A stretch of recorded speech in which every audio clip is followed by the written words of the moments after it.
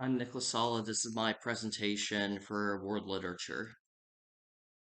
So the text I chose was A Silent Voice. I found myself connecting to this text more than I did to any of the others that we studied this semester.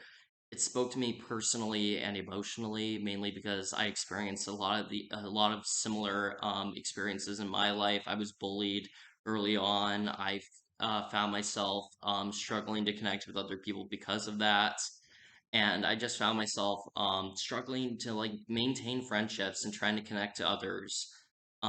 So I can understand and identify both Ishida and Nishimiya in these aspects because Ishida is the person who really starts struggling with like having others as friends and trying to connect to others.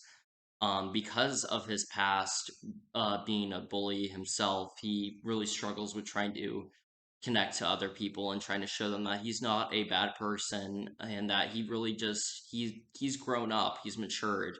Shimiya is somebody who got bullied early on, and because of that, she has trouble really like trusting others at times. Something that I can really connect with as well. So the main words I'm talking about in my textual analysis, my artistic response, the first one is character. You can't say that because my face is covering it. Sorry about that. Characters are really important in A Silent Voice. They really tie the whole film together, and they're the one thing that really like it makes an impact throughout the entirety of the story. Identity is this relationships. My apologies. Relationships is the second key thing I'm doing in my textual analysis. Relationships are really the main way about how characters interact with each other in the silent voice.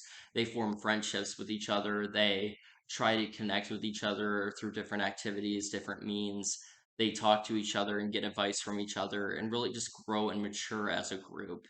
Identity is something I'll be covering in my poem. Specifically, identity is how like the characters really view themselves and view each other. Um, I will definitely be covering that because my poem, in my plan for my poem is to have it be a very shortened version of how Ishida views Nishimiya throughout the course of the movie. Speaker is another key thing that I'm looking at in my poem, especially nonverbal speaking through the usage of sign language. Sign language adds a whole new level of communication. You have to focus on the character's facial expression more so than their tone because they don't really rely on vocal tones, pitch, anything that is a vocal presentation of communication. You have to rely on facial expression, probably speed of gesturing, as well as just an overall like inference of like how people are responding to current contextual situations. This movie really taught me a lot because it made me think and feel on a whole other level than I usually do when watching certain films. Throughout my life, I've never really considered that people can really change as individuals. I've always been under the impression that somebody really just they get like kind of like a one chance sort of thing with like first impressions, and after that, they are pretty much screwed. That's how I viewed my own relationships, essentially.